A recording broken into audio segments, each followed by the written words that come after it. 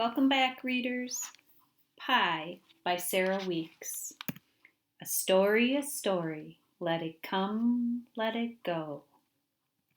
Chapter 9 begins with a recipe for key lime pie. Chief Decker shook his head. If it was alcohol, we'd be able to smell it on him, he said. My guess is that the cat had himself a dose of sleeping powder.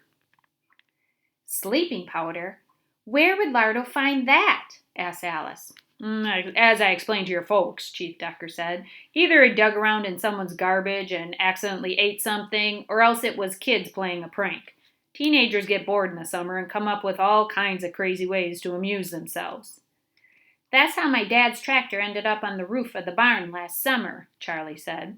Exactly, Chief Decker chuckled as he put the finishing touches on his report and handed a copy to Alice's father. Alice hoped that when she became a teenager, she would have better things to do than give sleeping powder to a cat or put somebody's tractor on the roof. Lardo hiccuped twice, then made his way unsteadily across the room, weaving and stumbling up the stairs to Alice's room. Is he going to be okay? Alice asked. I'm sure he'll be fine by morning, Chief Decker told her. He just needs to sleep it off. I will say I'm mighty relieved I won't be spending my night trying to chase down a dangerous cat napper. He looked at Alice and winked. Obviously, her mother had told him about the catnapping theory. Great. One more person to add to the list of people who thought she was completely nuts. Tell her about the pie shop, Herb, said Alice's mother, so we can put that ridiculous notion to rest as well. Since nothing was stolen, I suspect the break-in boils down to the same thing as the cat, Chief Decker told Alice. Kids looking for a thrill. I'm glad to know your aunt's medals are safe, though. Would have been a shame to lose all those blueberries. They're an important part of this town's history. Speaking of blueberries, said Alice's mother, can I offer you fellows a slice of pie before you go? It's chocolate cream. Homemade? Asked Chief Decker. Very much so, said Alice's father under his breath. Did you make it, Alice? I know you love spending time in the pie shop. I don't know how to bake a pie, said Alice. Mom made it. How about you? Mrs. Anderson asked Charlie. Would you like a piece, too? No, thank you, said Charlie quickly. He remembered that pie all too well. It's almost dinner time, and I wouldn't want to spoil my appetite. Nonsense. A growing boy like you? Run and get it out of the fridge, Alice, and bring a couple of plates and forks. Charlie looked absolutely mortified, but Alice had no choice but to do as she'd been told and fetch the pie from the kitchen.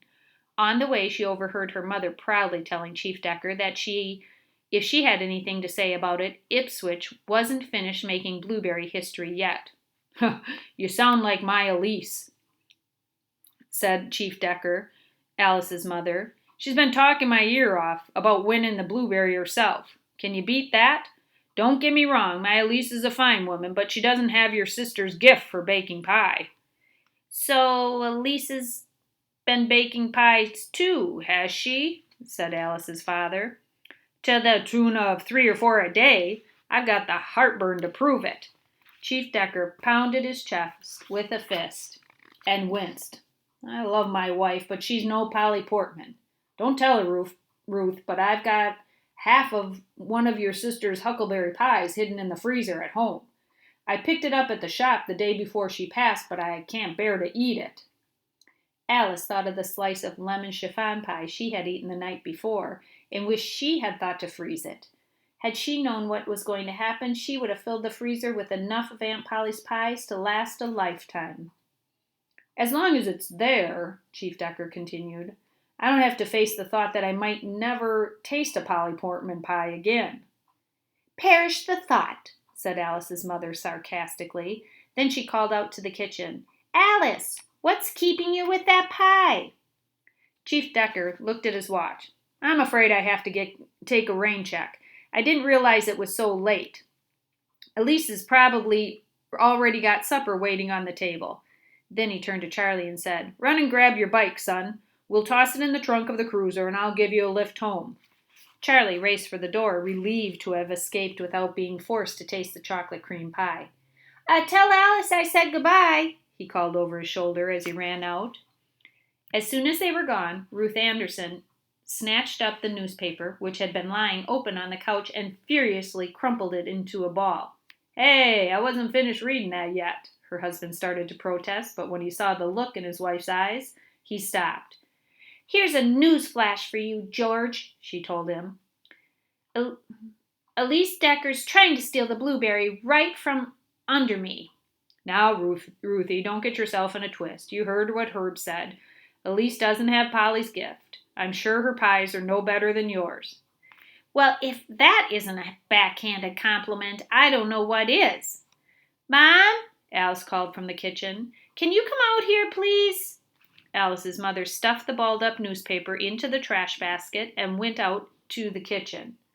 "What is it?" she asked. "I can't find the pie," Alice told her. "It's in the refrigerator," her mother said. "No, it's not." "I put it in there myself, Alice." "Well, it's not there anymore," Alice said. "Don't sass your mother," Alice's father warned as he joined them in the kitchen. "I'm not sassing. I've looked everywhere and the pie's not here." "Don't be ridiculous. Of course it is." But a thorough search of the kitchen confirmed what Alice had said. The pie was nowhere to be found. "That's odd," said Alice's father. "I had the exact same experience today with my shoes, and I still haven't figured out where they are." "If you're talking about your black wingtips, George, I stuck them in a box out on the curb this morning for the Salvation Army to pick up." "You gave away my shoes?" "You said they pinched." "They did, but other than that, they were perfectly good." "Can we get back to my pie, please?" said Alice's mother. "Tell the truth, George. Did you eat it?" "Absolutely not," he told her. "I haven't seen that pie since this morning." "Well, it didn't just grow legs and walk out of here on its own," said Alice's mother. "So where is it?" The thought occurred to Alice that maybe her father had thrown the pie away and didn't want to admit it. Or maybe Elise Decker or Pete Gillespie had stolen the pie to eliminate their competition for the Blueberry Award. Alice shook her head. What was the matter with her? Hadn't she learned her lesson? The last thing she needed to do was to try and solve another mystery. "I have no idea what happened to your pie, Mom," said Alice. "I'm going upstairs to check on Lardo. Call me when it's time to set the table." Alice's mother announced that she was in no mood to cook that night, so it was decided that the Anderson family would have dinner downtown at the diner instead. "You go ahead," Alice told her parents. "I'm not hungry." The truth was, Alice didn't feel right about leaving Lardo alone, especially if it was going to be their last night together. She found a carton of cream in the refrigerator, poured some into a little bowl for Lardo, and carried it upstairs. She expected to find him hiding under the bed, but instead discovered him lying on his back in the middle of the rug, snoring loudly. Alice kicked off her shoes and curled up on her bed. She tried not to think about all the awful things that had happened that day. She tried not to think about the mean things she'd said to Charlie about his brain. She tried not to think about accusing Miss Gerke of being a catnapping burglar. She tried not to think about how she left the window open, and it was all her fault that Lardo had ended up eating sleeping powder. And most of all, she tried not to think about how disappointed her Aunt Polly would be in her right now. Alice felt a song coming on, and as darkness fell, she sang it softly to herself. "If I could make a wish right now, I know what I would do. I'd wish to be some other girl and hope it would come true." Alice had trouble sleeping that night. She had an awful dream. Everywhere she looked, she saw pies. Perfect pies, with tender crusts overflowing with every imaginable kind of delectable filling. How delicious they all looked and smelled. Her mouth watered till she felt she couldn't bear another second without having a taste. But each time she reached for a pie, just as she was about to touch it, the pie would vanish into thin air. She woke up whimpering into her pillow. "I'd rather be happy," Charlie had told her. But happiness seemed as far from Alice's reach as the disappearing pies in her dream. She lay in her bed wondering if things would ever change. And that's when she remembered something her Aunt Polly had once told her.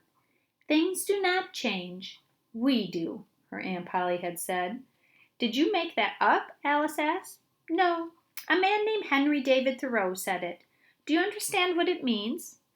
I'm not sure, said Alice. If you want things to be different, you have to start by changing yourself, Aunt Polly had said. The next morning, when Alice got up, Lardo was still sound asleep on the rug, but at some point during the night he had drunk the cream and even better used the litter box properly. Alice smiled. Maybe she wasn't the only one who was ready to make some changes. It was a beautiful sunny day, and Alice couldn't wait to get downstairs to introduce her mother to the new and improved version of Alice Anderson. She had made herself a promise. From this day forward, things were going to be different because she was going to be different. The new Alice wasn't going to make up annoying little songs and sing them to herself. And she wasn't going to have ridiculous hunches, and most important of all, she was never, ever going to let her imagination run away with her again. As she folded her pajamas and tucked them under her pillow, a happy song began to form in Alice's head, but she caught herself just in the nick of time. It would take some getting used to, but she was determined to keep her promise. No more songs, no more hunches, no more active imagination. Mrs. Anderson was in the kitchen frying bacon when Alice came downstairs. Her father, as usual, was reading the newspaper. "Good morning," Alice said cheerfully. "Good morning," mumbled her father without looking up. "What are you in such a good mood about?" asked her mother over the sound of sizzling bacon. "I was thinking maybe we could go shopping together today, Mom, for hats," Alice said. Alice's mother turned to look at her. "Hats?" Alice nodded. "Nora Needleman and her mother have matching hats," she said, "and I thought it might be nice if we had them too, so we could be alike." Alice's father lowered his paper and was staring at her. "What's gotten into you?" he asked. "Nothing," said Alice. "I just thought it might be nice for Mom and me to spend some time together. We don't have to buy hats. We could just stay home and talk instead." "About what?" asked Mrs. Anderson, turning back to her bacon and adjusting the flame. "Whatever you want," said Alice. "Aunt Polly and I did that all the time. She'd tell me what was on her mind, and then I'd tell her what was on mine, and before you knew it, we chatted away the whole day." "In case you haven't noticed, your Aunt Polly and I are nothing alike," said Alice's mother. "She may have had the luxury to sit around and chat all day, but I don't. Especially not now." "Little shopping might do you good, Ruthie," said Alice's father. "Get your mind off this whole blueberry thing." "Oh, is that how it's going to be now, George? The two of you ganging up on me? Well, I won't have it. I'm going to get myself a new rolling pin today, and I'm going to make another pie even better than the last one. I've spent my whole life living in Polly's shadow, but those days are over now." "If you say so, dear," said Alice's father, returning to his newspaper. "I could help you, Mom," Alice said. After all, she'd helped Polly plenty of times in the pie shop. Even though she never made a pie herself, she did know a few things about how it was done. Alice's mother turned and looked at her. "You took it, didn't you?" she said. "Took what?" asked Alice. "My pie. That's why you're being so nice to me this morning. Look at her face, George. There's guilt written all over it." "She looks the same as she always looks to me," said Alice's father, peering at his daughter over the top of his glasses. "I didn't take your pie, Mom," said Alice.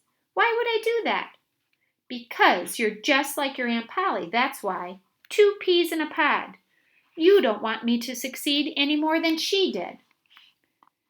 This was not at all going the way that Alice had planned. She had pictured her mother smiling at her as they tried on their matching hats together in front of the mirror. Instead, her mother was accusing her of being a liar and a thief, as the smell of burning bacon filled the kitchen. Alice's mother went on. "Polly took everything from me, even you. From the time you were a baby, you'd light up at the sight of her, reach out your little hands to her. It broke my heart, but that didn't stop her. What Polly wanted, Polly got. All those hours you two spent together in the pie shop. She knew exactly what she was doing. She had to make sure you loved her more than me, and clearly she succeeded." "You're wrong," Alice told her mother, trying to fight back tears that had sprung to her eyes. I didn't love Aunt Polly more than I love you. The difference is, she loved me back. Alice turned and ran out of the room, out of the house, down the steps, and out to the garage, tears streaming down her face. How could she have been so stupid to think that she could change herself or the way that her mother felt about her? Alice, she heard her mother calling back. Come back. But Alice didn't want to go back, ever. She got on her bike and began to pedal. She didn't know where she was going, and she didn't care. She just needed to get away. Away from the mother who couldn't love her, away from the pain of missing her Aunt Polly, away from a kitchen that would never, ever smell like freshly baked pie, away from everything. Alice! Her mother called again. But Alice just kept riding.